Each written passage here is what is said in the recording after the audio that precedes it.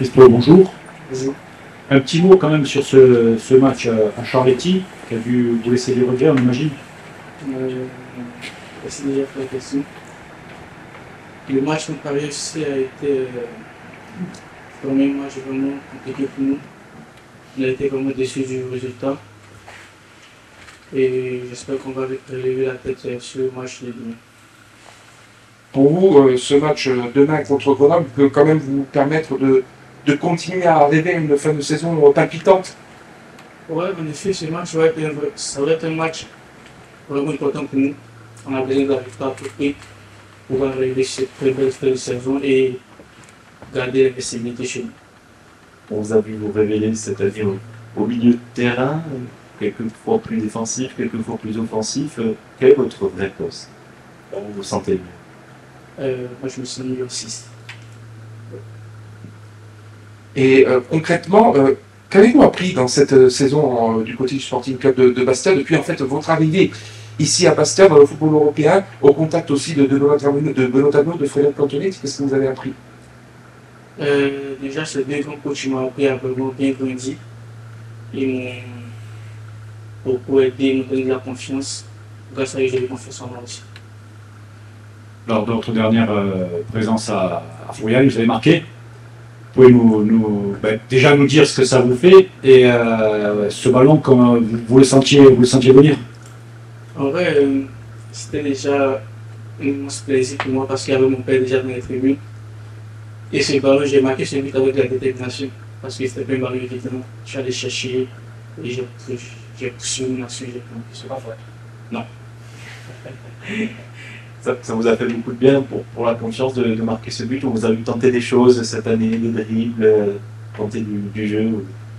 Ça m'a vraiment récompensé de mon travail parce que j'espérais mettre au moins un but d'ici la fin de cette saison et ce but est arrivé au bon moment. Aujourd'hui, quels sont les joueurs qui sont source d'inspiration pour vous dans le football européen et mondial? Le football européen, je regarde beaucoup Frankie de l'Université de Barcelone parce que c'est un joueur bien percutant avec une très bonne technique. Dans cette équipe aujourd'hui, c'est des joueurs plus anciens qui vous accompagnent. Comment ça se passe? Comment s'est passée votre intégration? Vous êtes de suite senti protégé par le groupe? Ouais, j'ai vu Julien Majotti à Nicotra, ils m'ont vraiment guidé. Un peu comme les petits frères avec eux, je me suis senti à l'aise comme à la maison. On commence par les blessés. Guevara, il y a Janet qui, vous l'avez vu, qui est sorti à Paris et qui a un petit pet au quadri. Ça devrait être bon pour la semaine prochaine, mais à vérifier lundi. Et on a le petit Ayman Aiki qui est revenu du match à la série avec la réserve avec un petit problème, une inflammation au genou. Donc il ne s'est pas entraîné de la semaine. Donc ça c'est pour les blessés. Le groupe: Fabry, Placide, Harris, Bonnert, Ménadier, Aquesson qui n'est pas suspendu, Guidi, Ronca, Ducrot et Toga, Olay, Vincent, Madjot, Blé, Boutra, Cissé, Sébas, Tom. Coach, ce match à Paris laisse des regrets, bien évidemment, mais ils sont nombreux les observateurs à se dire que le Sporting a fait un vrai match et a peut-être même fait son meilleur match à l'extérieur. Son meilleur match à l'extérieur, on a fait un vrai match. C'est une évidence, on a été très consistant. On méritait mieux. Je suis très frustré notamment par rapport à notre fin de match qui est tronquée. À partir du moment où il y a la blessure le petit commun du joueur du PFC, il y a un gros arrêt de jeu. On a une expulsion au final qui n'y est pas et surtout on a joué très peu de temps au final. Alors qu'il restait un peu de temps. C'était un match où il fallait surtout ne pas prendre le deuxième pour peut-être marquer sur la fin. Et il nous restait, pour moi la fin de match a été tronquée. Mais comme je dis de suite à la fin du match, moi j'ai félicité les joueurs parce qu'on a fait un vrai bon match. Maintenant, il nous a manqué ce qui nous manque depuis le départ. On a des grosses situations quand même qu'on doit au moins valider une sur trois. On connaît votre ambition, garder l'invincibilité à domicile, mais en cas de victoire face à Grenoble, vous maintiendrez la pression sur Guingamp. C'est l'intérêt aussi de cette rencontre. Avant le PFC, il fallait faire 9 sur 12. Voilà. Maintenant, il faut faire 9 sur 9. Le calcul il est très simple. Guingamp à la main. Par contre, vous allez voir que entre Annecy et Laval et nous, c'est l'équipe qui fera 9 qui ira pour espérer sauter Guingamp et pour y arriver.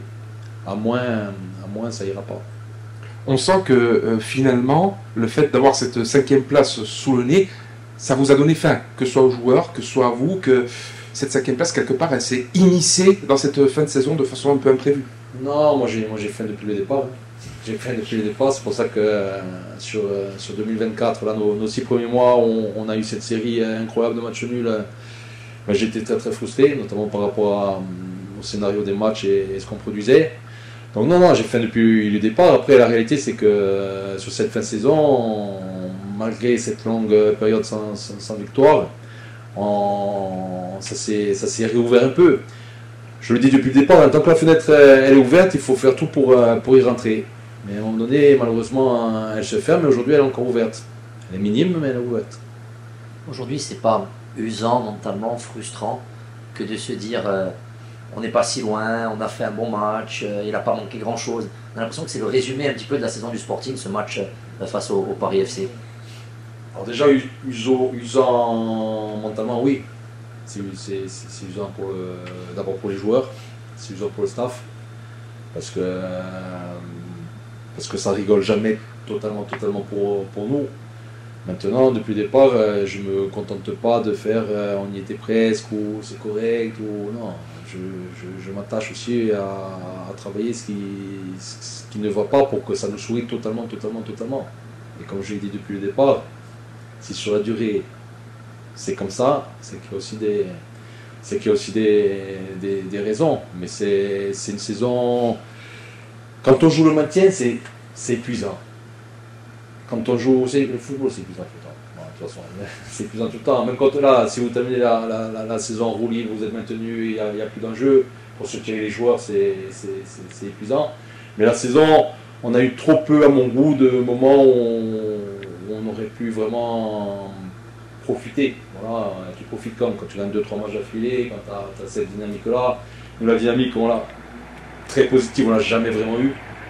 Parce qu'on a eu ces matchs nuls et puis on n'a jamais, en début de saison, on n'a jamais fait de victoire d'affilée. Donc ça, c'est usant. Comme je disais la dernière fois, les belles victoires qu'on a eues à la maison, on jouait 4 jours après. Donc tu n'as même pas le temps de profiter. Le lendemain, tu t'entraînes et il faut préparer l'autre match. Maintenant, c'est comme ça. J'espère que cette saison se terminera du mieux possible. Et puis, ce qui est sûr, c'est que ça nous a fait grandir. Ça fait grandir les joueurs et ça m'a fait grandir aussi. Ça fait grandir le staff. On sait à quel moment on aurait pu mieux faire. Je ne parle pas de la performance des joueurs, je parle de moi, je parle de nous. Voilà, il y a eu des moments clés. Les mercatos en font partie. Donc à nous d'apprendre de ce qu'on a un peu moins bien fait pour être meilleur l'année prochaine. Après, j'ai discuté avec les supporters qui étaient à Annecy, en tribune, et il y a un monsieur qui m'a dit ouais, mais alors l'année prochaine, on va jouer quoi? Je sais pas ce qu'on va jouer l'année prochaine. Ça va déjà dépendre de. Est-ce qu'on va mieux faire l'année prochaine? On va voir. Déjà, à combien on va terminer cette saison? Après, l'objectif, c'est de mieux faire. Il va falloir garder nos meilleurs joueurs, il va falloir se renforcer, et puis il faut repartir sur une belle saison. C'est un éternel recommencement, le foot. C'est comme ça, mais en bataille. Vous parlez d'évolution des joueurs au fur et à mesure de la saison. Il y avait un certain nombre de joueurs qui venaient de l'échelon inférieur, notamment du national. Vous diriez qu'ils ont tous passé un cap, 3 quarts. Globalement, ça a avancé. Maintenant, pour passer définitivement un cap, c'est pas 20 matchs, c'est pas 30 matchs. C'est 100 matchs à niveau. C'est 100 matchs de Ligue 2, 100 matchs de Ligue 1. Là, tu deviens un vrai joueur de Ligue 2, tu deviens un vrai joueur de Ligue 1. Après, 20, 30, c'est les prémices. C'est les prémices, mais pour l'instant, j'ai pas de plaindre. Vous parliez du mercato. Vous avez dit à quel point ça a été important. Et dans ce mercato, c'est un avis personnel, mais je pense que Jérémy Sebas, il a fait beaucoup pour la bonne santé du Sporting avec ses partenaires en deuxième partie de championnat. Est-ce que ça vous a permis de changer votre jeu? Et est-ce que Jérémy Sebas pourrait rester une saison de plus? Ou c'est encore un peu tôt? C'est encore un peu tôt pour discuter de ça. Déjà, il faut lui demander si lui en a envie. Ça, c'est une première chose. Je pense qu'il se plaît ici. Maintenant, c'est un gars sous contrat avec Strasbourg. Vous savez que nous, on est en train de recruter à titre onéreux. Donc aujourd'hui, si ça dépend que de nous, on aimerait qu'il prolonge avec nous, mais ça ne dépend pas que de nous. Et les choses elles vont commencer à se discuter, à s'accélérer dans les semaines qui viennent. Maintenant, Jérémy, il a apporté, oui, bien sûr qu'il a apporté des choses. Est-ce qu'on a totalement changé notre manière de jouer? Non. Parce que ça reste un attaquant un peu des profils qu'on avait. On aurait pu changer un peu de type d'animation offensive si on avait pris un attaquant grand, costaud, on aurait pu un peu plus faire pression au ballon, ce n'était pas le cas. Mais je suis très très content de ce qu'a apporté Jérémy. Je vais revenir une petite minute sur Ayman Aiki, parce que je vous confirme encore que c'est un très très bon joueur. Et c'est pour moi c'est un joueur qui a tellement évolué en Ligue 1. Il est arrivé ici hors de forme, pas préparé, ça faisait un mois qu'il était blessé sur Saint-Etienne. Et ce que j'ai pu donner à Jérémy pour le remettre à flot, parce que Jérémy jouait pas à Strasbourg, mais je lui ai donné 3-4 matchs affilés, alors que les premiers matchs ils n'étaient pas probants, hein, on est bien d'accord, mais j'ai pu lui donner. Je ne pourrais pas le faire avec Jérémy, parce qu'à un moment donné il faut gagner les matchs, donc il faut mettre des joueurs opérationnels sur le moment. Et c'est ce qui a manqué à Ayman. C'est ce qui a manqué à Ayman, mais j'aime beaucoup ce joueur. Moi, je trouve beaucoup de qualité, mais voilà, ça arrive trop vite. Vous allez le conserver si vous le faites. Moi, si ça tient qu'à moi, je le conserve. Je le conserve, mais c'est pareil, hein, Saint-Etienne à la main, c'est un garçon qui est international français. Et puis nous, notre politique, c'est pas de jouer avec des prêts. Hein. Nous, on veut avoir les joueurs, on veut avoir les joueurs pour nous, pour créer des actifs, pour les faire progresser, mais qu'à un moment donné, ça profite.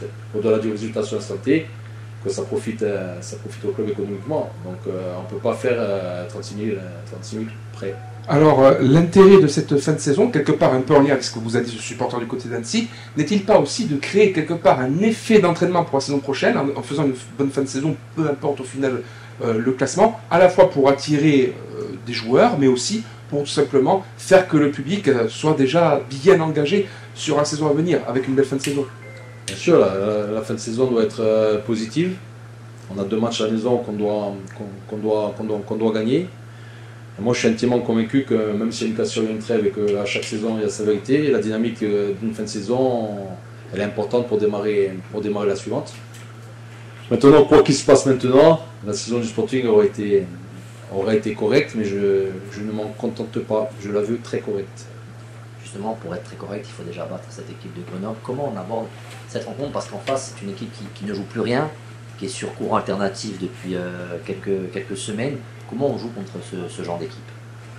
En étant déterminé, en mettant de l'intensité, en faisant un match très sérieux. C'est une équipe très dynamique aussi, qui alterne le très bon et le moins bon, mais quand ils sont dans un jour avec, c'est une bonne équipe, ils ont vraiment des joueurs de qualité. Vous savez, les équipes qui viennent ici maintenant, ils veulent quoi? Ils veulent taper le Sporting, hein, parce que ça restera l'équipe qui a battu le Sporting cette saison. Donc ça va être des matchs au couteau, à nous de faire ce qu'il faut. Mais j'ai senti dans la semaine, on a fait une semaine de qualité. Il n'y a pas eu de relâchement. Alors on tire sur la corde, on est exigeant avec eux en permanence. Mais cette semaine, ça a répondu. Un mot sur l'arbitrage. On sait que certains de vos adversaires ont se monté au créneau, notamment le Paris FC par exemple. La semaine dernière, samedi dernier, vous avez eu une expulsion injustifiée qui a été annulée hier, qui a été reconvertie en carton jaune. Vous avez un penalty qui a été très probablement oublié. Vous serez très attentif sur ce dossier, sur la fin de saison, sur l'arbitrage du Sporting? Moi, je ne suis pas attentif à l'arbitrage parce que c'est quelque chose qu'on maîtrise, que je ne maîtrise pas. Et si je dis maintenant quelque chose sur les arbitres, ils s'en foutent. J'ai pas de pas sur eux et globalement, sincèrement, c'est même pas globalement, j'ai des bonnes relations avec les arbitres. Des fois ils sont bons, des fois ils sont moins bons, des fois ils se trompent, mais non, après, quand ils se trompent, je pleurerai, bien sûr que je pleurerai, mais j'ai passé l'âge de batailler avec les arbitres. À une époque je le faisais, mais ça fait quelques années que je le fais plus parce que je pense qu'au final on n'est pas gagnant. Ça n'empêche pas de dire les choses à la fin du match, mais tranquillement, parce que de toute façon on n'a pas la main. Mais vous avez raison, ils ont bien été arbitrés. et l'ancien dirigeant Entraîneur. dans la pièce. Ouais. Qu'est-ce qui vous a appris? Il m'a appris la détermination et la rigueur. C'était un entraîneur très dur, mais très dur pas dans le sens avec de la bienveillance aussi. Mais on finissait les entraînements, j'ai connu à 14 ans. Hein. Dans un petit club alsacien, on jouait au Cuneo, c'était le club phare c'était un petit village, c'était le club phare, on jouait en division d'honneur, c'était l'équipe du village. Et j'ai appris le travail, la rigueur, l'engagement. Ça a duré qu'un an, je l'ai connu qu'un an, Jean-Luc, mais j'en ai un souvenir fantastique. Les entraînements en hiver durs où il fait très très froid en Alsace, c'est très violent mais fantastique. Et puis il avait son fils qui était notre capitaine, qui était un talentueux, un très très bon joueur, un gaucher, qui a joué en Détroit allemande, et ça s'engueulait fort que ce soit l'entraînement et un match entre le père et le fils.